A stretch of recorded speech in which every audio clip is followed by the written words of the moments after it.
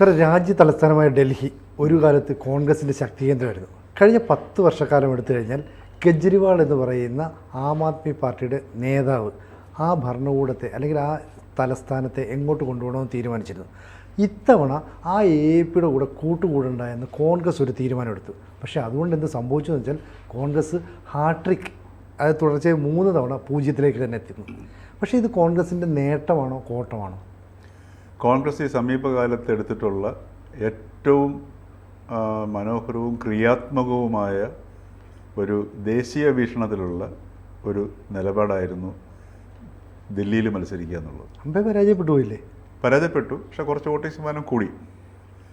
കാരണം എന്ന് വെച്ചാൽ ഞാൻ പറഞ്ഞില്ല, ദേശീയ വീക്ഷണത്തിലുള്ള ഒരു പൊളിറ്റിക്കൽ പാർട്ടി, കോൺഗ്രസ് എന്ന പൊളിറ്റിക്കൽ പാർട്ടിയുടെ ഒരു ദേശീയ പരിപ്രേക്ഷ്യത്തിലുള്ള ഒരു നല്ല തീരുമാനം എടുത്തത്. കാരണം ഇന്നിപ്പോൾ ദേശാഭിമാനി പോലും ഇന്നത്തെ പത്രത്തിൽ മെയിൻ സ്റ്റോറി കൊടുത്തിരിക്കുന്നത് AAP തോക്കാൻ കാരണം കോൺഗ്രസ് ചതിച്ചു എന്നാണ്. മിക്കവാറും കരുതുന്നത് അങ്ങനെയാണ്. കോൺഗ്രസ് മത്സരിച്ചതിൻ്റെ പേരിലാണ് AAPക്ക് പല സീറ്റുകൾ നഷ്ടമായത്. സംഗതി ശരിയുമാണ്. 13 സീറ്റിൽ ജയിച്ച സ്ഥാനാർത്ഥിയുടെ ഭൂരിപക്ഷത്തെക്കാൾ കൂടുതൽ വോട്ട് ഈ കോൺഗ്രസ് അതൊന്നിച്ച് ചെയ്തിരുന്നെങ്കിൽ തീർച്ചയായിട്ടും ശരിയാണ്.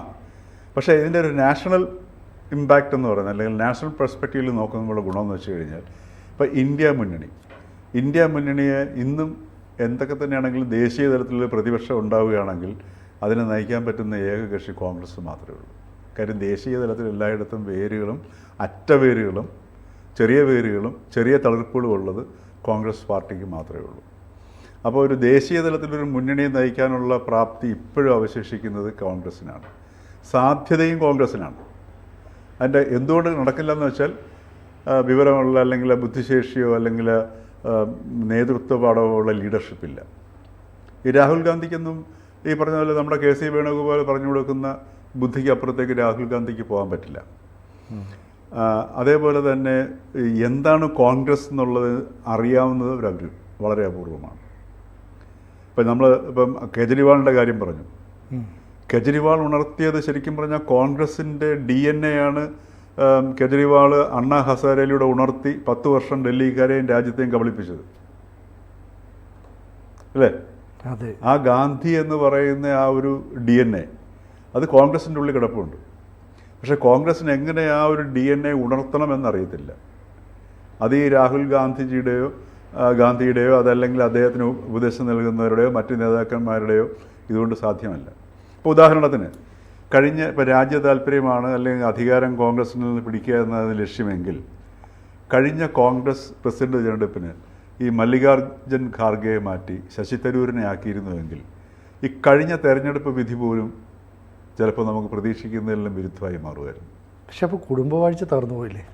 കുടുംബവാഴ്ച ഇല്ല. ഇപ്പം മല്ലികാർജ്ജുൻ ഖാർഗെ കൊണ്ടുവെക്കുന്നത് പോലെ ശശി തരൂർ പ്രവർത്തിക്കാൻ തയ്യാറാവും? സാധ്യത കുറവല്ലേ? സാധ്യത കുറവല്ല. അതെന്താ? കാരണം അദ്ദേഹത്തിന് ആ ഒരു മെയ്വഴക്കമുള്ള കൂട്ടത്തിലാണ്. കാരണം അദ്ദേഹത്തിന് ആ ഒരു ഡിപ്ലോമസി ഉണ്ട്. കാരണം നിങ്ങളുടെ അധികാരത്തെ ഞാൻ തകർക്കത്തില്ല, കാരണം ഇദ്ദേഹത്തിൻ്റെ മക്കളെയോ അല്ലെങ്കിൽ കുടുംബക്കാരെയോ കൊണ്ടുവരണമെന്ന് ശശി തരൂരിന് വലിയ താല്പര്യം ഉണ്ടാകാൻ വഴിയില്ല. പിന്നെ അദ്ദേഹത്തിന് വേറൊരു തലമുണ്ട്. പിന്നെ അദ്ദേഹത്തിൻ്റെ ആ ഒരു എക്സ്പീരിയൻസ്, ആ ഒരു രാജ്യാന്തര കാര്യങ്ങൾ കൈകാര്യമുള്ള എക്സ്പീരിയൻസ് ഉണ്ട്. പിന്നെ അദ്ദേഹത്തിൻ്റെ ഇൻ്റലക്ച്വൽ പവർ, അതുപോലെ സാഹിത്യപരമായ സംഗതികൾ, അദ്ദേഹത്തിനൊരു പേഴ്സണാലിറ്റി ഉണ്ട്. അതുകൊണ്ടാണല്ലോ ആ ഖാർഗെയോട് മത്സരിച്ചിട്ട് പോലും അത്രയും 1200 പേരെ വോട്ട് അദ്ദേഹത്തിന് കിട്ടിയത്. കോൺഗ്രസ് നേതൃത്വത്തിന് ഒഴിവാക്കാൻ പറ്റാതെ വന്നു. അപ്പം ശശി തരൂരായിരുന്നു എങ്കിൽ ഈ മുന്നിൽ നിന്ന് മോഡിക്കെതിരെ ശശി തരൂരാണ് മത്സരിക്കുന്നതെങ്കിൽ ഒന്ന് ആലോചിച്ച് നോക്കുക. അന്താരാഷ്ട്ര മാധ്യമങ്ങൾ പോലും മോഡി ആൻഡ് ശശി തരൂർ എന്ന ഇതിലേക്ക് വരുന്ന സാധനം. മാത്രമല്ല ശശി തരൂർ ഉണ്ടായിരുന്നെങ്കിൽ യുവാക്കളിലും ജനങ്ങളിലൊരു പ്രതീക്ഷ ഉണർത്താൻ വളരെയധികം സഹായിക്കുമായിരുന്നു. അപ്പോൾ അതവർക്ക് കഴിഞ്ഞില്ല. അപ്പോൾ എന്തുകൊണ്ടാണ്? ഈ അധികാരം പോകും നമ്മളുടെ കുടുംബത്തിൽ നിന്നും നമ്മളുടെ സർക്കിളിൽ നിന്നും. ചിലപ്പോൾ ഒരുപക്ഷെ KC വേണുഗോപാലിന് ചിലപ്പോൾ ഈ അധികാരം ആ സമയത്ത് കിട്ടത്തില്ല. രാജീവ് ഗാന്ധിക്കും പ്രിയങ്ക ഗാന്ധിക്കും സോണിയാഗാന്ധിക്കും ചിലപ്പോൾ കിട്ടിയിരിക്കും. അപ്പോൾ ഇത്തരം പരിഗണനകൾ വരുമ്പോഴാണ് അവിടെയാണ് ഈ കോൺഗ്രസ് രാഷ്ട്രീയം പരാജയപ്പെടുന്നത്. പക്ഷേ ഇപ്പോഴത്തെ ഈ ഉണ്ടായിരിക്കുന്ന ഒരു തീരുമാനം എന്ന് പറഞ്ഞു കഴിഞ്ഞാൽ അത് അറിഞ്ഞോ അറിയാതെ സംഭവിച്ചാണെങ്കിൽ പോലും, ഡൽഹി കോൺഗ്രസ് നേതൃത്വത്തിൻ്റെ വാശിയിലുണ്ടായതാണെങ്കിൽ പോലും, ഇത് ഈ ഇന്ത്യ മുന്നണിയിൽ പൊതുവെ എല്ലാവരും സ്വീകാര്യനായി ഉയർത്തിക്കാട്ടാൻ കാണിച്ചിരുന്നത് കെജ്രിവാളിനെയാണ്. മനസ്സിലായില്ലേ? കേജ്രിവാൾ ആയിരുന്നു ശരിക്കും പറഞ്ഞാൽ ഇന്ത്യ മുന്നണിക്ക് കോൺഗ്രസ്സിന് ഒരു വളരെ ഒരു ദഹിക്കാൻ പറ്റാത്ത അല്ലെങ്കിൽ ഒരു ഒരു ഒരു കല്ലുകടിയായി നിന്നിരുന്ന സ്ഥാനം. മറ്റ് അഖിലേഷ് യാദവിനാണെങ്കിലും തൃണമൂൽ കോൺഗ്രസ് മമതയ്ക്കാണെങ്കിലും ഒന്നും തന്നെ ദേശീയ നേതൃത്വം ഏറ്റെടുക്കാനായിട്ടുള്ള ഒരു സ്വാഭാവിക അംഗീകാരം കിട്ടത്തില്ല. അപ്പോൾ അതിന് തടസ്സമായിട്ട് നിന്നത് കേജ്രിവാളിനെയാണ്. ഈ ഡൽഹി തെരഞ്ഞെടുപ്പിൽ ഡൽഹിയിൽ ഇപ്പം ഈ പർവേഷ് വർമ്മയിലൂടെ ഈ കേജ്രിവാളിൻ്റെ തോൽക്കുകയും കൂടെ ചെയ്തപ്പോഴുകൂടി കേജ്രിവാൾ എന്ന് പറയുന്ന കഥാപാത്രത്തെ ഇന്ത്യ മുന്നണിയിൽ നിന്ന് ശരിക്കും പറഞ്ഞാൽ അപ്രത്യക്ഷമാവുകയാണ് ചെയ്തത്. പ്രായോഗികത്തിൽ ആ ഒരു ബിംബം ഇല്ലാതാവുകയാണ് ചെയ്യുന്നത്. അപ്പോൾ അവിടെ മനസ്സിലാക്കണം, കേജ്രിവാളിനെ അംഗീകരിച്ചുകൊണ്ട് അഖിലേഷ് യാദവോടെ വന്നു, തൃണമൂൽ കോൺഗ്രസിൻ്റെത് വന്നു, NCP വന്നു, അത് ഉദ്ധവ് താക്കറെ വിഭാഗം വന്നു. ഇന്ത്യ മുന്നണിയിലെ മിക്ക ഘടകകക്ഷികളും എക്സെപ്റ്റ് കോൺഗ്രസ് ഡൽഹി തെരഞ്ഞെടുപ്പിൽ കേജ്രിവാളിന് പിന്തുണയായിട്ട് വന്നു. അത് നമ്മൾ വിചാരിച്ചു പക്ഷേ കോൺഗ്രസിനെ മാറ്റി നിർത്തിയിട്ട് ഇവർ ഇന്ത്യ മുന്നണിയായിട്ട് മുന്നോട്ട് പോകുന്നുള്ള ധാരണയായിരുന്നു. അപ്പോൾ കേജ്രിവാളിനെ മുന്നിൽ നിർത്തിക്കൊണ്ട് മറ്റുള്ളവർക്ക് പോകാം എന്നുള്ള ഒരു ധാരണയുണ്ടായിരുന്നു. അതിനെ കൃത്യമായിട്ട് മാറ്റുകയും ഈ പറഞ്ഞതുപോലെ കേജ്രിവാൾ ഇപ്പോൾ ഒരു നോൺ ഫാക്ടറായിട്ട് ഇന്ത്യ മുന്നണിയിൽ മാറുകയും ചെയ്തു.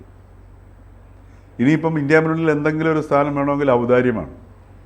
അപ്പോൾ അത് കോൺഗ്രസ് ശരിക്കും പറഞ്ഞു കഴിഞ്ഞാൽ കോൺഗ്രസിൻ്റെ ഒരു ഏറ്റവും വളരെ നിർണായകവും ബുദ്ധിപരവുമായ ഒരു തീരുമാനമാണ്. ഇനി ഇപ്പോഴത്തെ അവസ്ഥ എടുത്ത് നോക്കിക്കഴിഞ്ഞാൽ അവിടെ 22 സീറ്റിലേക്ക് BJP ഒതുങ്ങി. ഇനി ഒരു അടുത്ത ശരിക്കും ശക്തമായിട്ട് പ്രവർത്തിക്കാൻ തീരുമാനിക്കുകയാണെന്നുണ്ടെങ്കിൽ അവിടെ കോൺഗ്രസ് വേഴ്സസ് BJP എന്നുള്ളൊരവസ്ഥയിലേക്ക് വീണ്ടും വരും. ഒരു രാഷ്ട്രീയ പാർട്ടി എന്ന നിലയിൽ കോൺഗ്രസിൻ്റെ അവിടുത്തെ ശക്തിയൊക്കെ ഉണർത്തിക്കൊണ്ട് പ്രവർത്തിക്കുകയും താഴേക്കിടത്തിൽ പ്രവർത്തിക്കുകയും ചെയ്യുകയാണെന്നുണ്ടെങ്കിൽ, ഇപ്പോൾ ഇന്നലെ പ്രിയങ്ക ഗാന്ധി ഒരു നല്ല പ്രസ്ഥാനം നടത്തി. എന്തുകൊണ്ടാണ് ഈ തോൽവി ഉണ്ടായെന്നുള്ളത്. അപ്പോൾ അതിലൊരു ഉദാഹരണം എടുത്ത് കാണിച്ചത് വയനാട് തിരഞ്ഞെടുപ്പാണ്. വയനാട് തിരഞ്ഞെടുപ്പിൽ പല തിരഞ്ഞെടുപ്പുകളിലും അവർ കഴിഞ്ഞ 35 വർഷമായിട്ട് പങ്കെടുത്തിട്ടുണ്ട്. പക്ഷേ വയനാട് തിരഞ്ഞെടുപ്പിലേക്ക് ചെന്നപ്പോഴത്തേക്ക് അവർക്ക് കിട്ടിയ ഉപദേശം എന്ന് പറഞ്ഞു കഴിഞ്ഞാൽ നേരിട്ട് ഇടപെടരുത്, എല്ലാ ഉത്തരവാദിത്വവും ബൂത്ത് ഘടകങ്ങളെ ഏൽപ്പിക്കുക. അപ്പം താഴേക്കിടയിൽ ബൂത്ത് ഘടകത്തിൽ പ്രവർത്തിച്ചെങ്കിൽ മാത്രമേ കോൺഗ്രസ്സിന് മുന്നോട്ട് വരാൻ പറ്റുകയുള്ളൂ എന്നുള്ള ഒരു തിരിച്ചറിവാണ് വളരെ ആവേശഭരിതയായിട്ട് പരാജയത്തിൻ്റെ യാതൊരു ലക്ഷണവും ഒരു ലാഞ്ചനയും ഇല്ലാതെ പ്രിയങ്ക ഗാന്ധി പറയുകയുണ്ടായി. അപ്പോൾ ആ രീതിയിൽ താഴേക്കിടയിൽ കോൺഗ്രസ് പ്രവർത്തിക്കുകയും ജനങ്ങളുടെ പ്രശ്നങ്ങളെ മുന്നിൽ വയ്ക്കുകയും മറിച്ച് ഈ പറഞ്ഞതുപോലെ കഴിവുള്ള രാഷ്ട്രീയ പ്രവർത്തകരെ മുന്നിൽ നിർത്തുകയും നേതാക്കന്മാരെ മുന്നിൽ നിർത്തുകയും ചെയ്യുകയാണെങ്കിൽ കോൺഗ്രസിന് സാധ്യതയുണ്ട്. അതുതന്നെയാണ് അവർ പറഞ്ഞത്. ഡൽഹി തെരഞ്ഞെടുപ്പ് ഇത്തവണ നമ്മൾ തോക്കുമായിരിക്കാം, പക്ഷേ നമുക്കൊന്ന് അടിത്തറ പാകിയിടാൻ തുടങ്ങി. ഏതാണ്ട് 2 ലക്ഷത്തിലധികം വോട്ടുകൾ വർദ്ധനയുണ്ടായി. അപ്പോൾ കോൺഗ്രസിൻ്റെ ഈ നീക്കം ശരിക്കും BJPയെ ഒന്ന് ഇരുത്തി ചിന്തിപ്പിക്കില്ലേ? തീർച്ചയായിട്ടും. കാരണം BJPയുടെ മനസ്സിലാക്കണം, BJP ഈ കഴിഞ്ഞ ഡൽഹി തെരഞ്ഞെടുപ്പിൽ 50,000 ഡ്രോയിങ് റൂം മീറ്റിംഗ്സാണ് നടത്തിയിരിക്കുന്നത്. ഒന്ന് ആലോചിച്ച് നോക്കണം, ഒരു തെരഞ്ഞെടുപ്പ് അസംബ്ലി തെരഞ്ഞെടുപ്പിൽ ഈ 50,000 സ്വീകരണ മുറി യോഗങ്ങൾ ഡൽഹിയിലെ വീടുകളിൽ നടത്തി. സ്വാഭാവികമായിട്ടും RSS രംഗപ്രവേശം ചെയ്തു. കഴിഞ്ഞ ലോക്സഭാ തിരഞ്ഞെടുപ്പിൽ RSSനെ അകറ്റി നിർത്തിയതിൻ്റെ ഫലം അവർ അനുഭവിച്ചു. അപ്പോൾ അവരത് മനസ്സിലാക്കിയിട്ട് RSSനെയും കൂടെ പങ്കെടുപ്പിച്ചുകൊണ്ട് ആ തെറ്റുകളെല്ലാം തിരുത്തി അവർ ഈ രീതിയിലേക്ക് മുമ്പോട്ട് പോയി. മഹാരാഷ്ട്രയിൽ കണ്ടു അതിൻ്റെ ഫലം, ഡൽഹിയിൽ അത് കണ്ടു.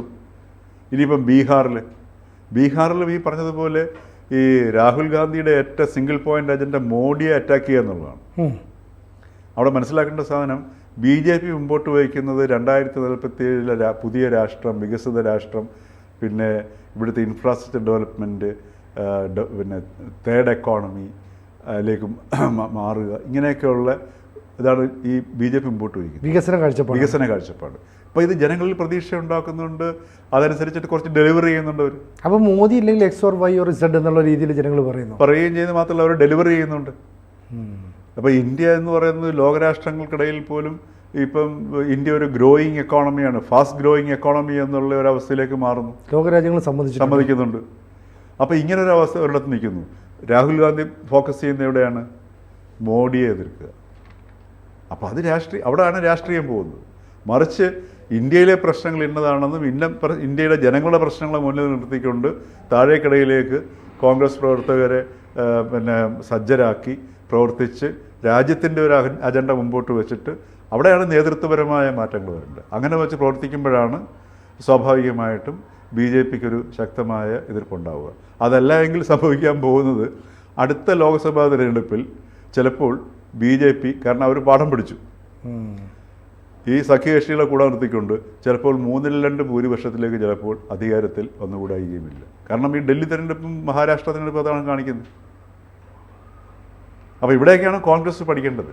കോൺഗ്രസ്സിന് ഈ പറഞ്ഞതുപോലെ യഥാർത്ഥ അതിൻ്റെ റൂട്ടിലേക്ക് പോവുകയും എങ്ങനെയാണ് ദേശീയ പ്രസ്ഥാനം അന്ന് യാതൊരു മാധ്യമങ്ങളോ അല്ലെങ്കിൽ അങ്ങനെയുള്ള പ്രചാരവേളകളോ ഇല്ലാതിരുന്ന സമയത്ത് ഒരു ജനതയെ ഈ ഇന്ത്യയെ പോലെ ഒരു വലിയ രാജ്യത്ത് ജനതയെ മുഴുവൻ ഇളക്കി മറിച്ചത്, അതിൻ്റെ ഘടകങ്ങൾ എന്തൊക്കെയാണെന്ന് മനസ്സിലാക്കി ആ ഘടകങ്ങൾ രാജ്യത്തിൻ്റെ കാശ്മീർ മുതൽ കന്യാകുമാരി വരെ ഉണ്ടെന്നും അതിൻ്റെ വേരുകൾ പലയിടത്തും ഉണ്ടെന്നും അതിനെ എങ്ങനെയാണ് കിളിർപ്പിക്കേണ്ടതെന്നൊക്കെ മനസ്സിലാക്കിക്കൊണ്ട് താഴേക്കടയിൽ നിന്ന് പ്രവർത്തിക്കുകയാണെങ്കിൽ കോൺഗ്രസ്സിന് സുഖമായിട്ട് വരാൻ കഴിയും. പക്ഷേ ഇപ്പോൾ സാർ നേരത്തെ പറഞ്ഞതുപോലെ തന്നെ ഈ ഖാർഗെ അല്ലെങ്കിൽ കെ സി വേണുഗോപാൽ, രാഹുൽ ഗാന്ധി ഇവരൊക്കെ ചെയ്യുന്നതും പ്രവർത്തിക്കുന്നതുമായ പല കാര്യങ്ങളും ഈ കോൺഗ്രസിൻ്റെ വളർച്ചയ്ക്ക് ഗുണമാണെന്ന് തോന്നുന്നുണ്ടോ? ഇല്ല, അവരുടെ ഓരോ പ്രസ്താവനകളുമല്ലേ അവരെ ഈ കോൺഗ്രസിനെ പിന്നിലേക്ക് അടിച്ചുകൊണ്ടിരിക്കുന്നത്.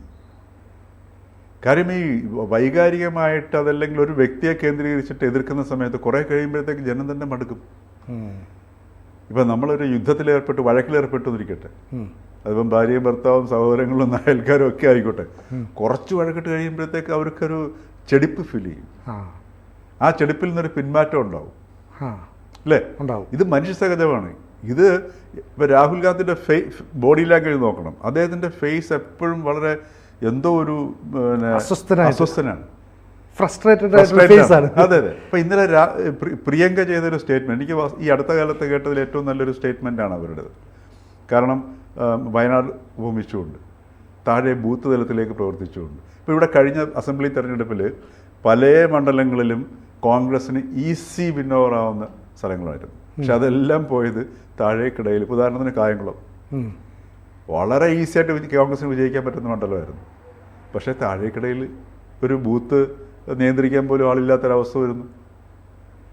അപ്പോൾ ഇത്തരം എവിടെയാണ് വീക്ക്നെസ്സുകളെന്ന് മനസ്സിലാക്കി, എവിടെയാണ് ശക്തിയെന്ന് മനസ്സിലാക്കി ആ ശക്തിയെ ദൗർബല്യമുള്ള ഭാഗത്തേക്ക് മാറ്റുമ്പോഴാണ് കോൺഗ്രസ് ഉയരാൻ കഴിയുള്ളൂ. ഈ കായംകുളം എന്ന് സാർ ഉദാഹരണം പറയുന്നത് എന്തർത്ഥത്തിലാണ് എനിക്ക് മനസ്സിലായി. അതായത് കായംകുളം എന്ന് പറയുന്നത് എപ്പോഴും ഒരു CPM അനുകൂലമായ മണ്ഡലമാണ്. ആ സമയത്ത് CPM-നുള്ളിലുള്ള പടലപ്പിണക്കങ്ങളാണ് എല്ലായ്പ്പോഴും കോൺഗ്രസിനെ ഒന്ന് മുന്നിലേക്ക് എത്തിക്കുന്നത്. ഇപ്പം കാലം കഴിഞ്ഞാൽ M.M. ഹസൻ വിജയിച്ചതിന് ശേഷം ഒരു കോൺഗ്രസ് നേതാവ് അവിടെ നിന്ന് വിജയിച്ചിട്ടില്ല. മാത്രമല്ല ഇത്തവണത്തെ ലോക്സഭാ തെരഞ്ഞെടുപ്പിൽ കണക്ക് വന്നു കഴിഞ്ഞാൽ 1-ാം സ്ഥാനത്തേക്ക് കോൺഗ്രസ് വന്നു, കെ സി വേണുഗോപാൽ. 2-ാം സ്ഥാനത്തേക്ക് വന്നത് BJP.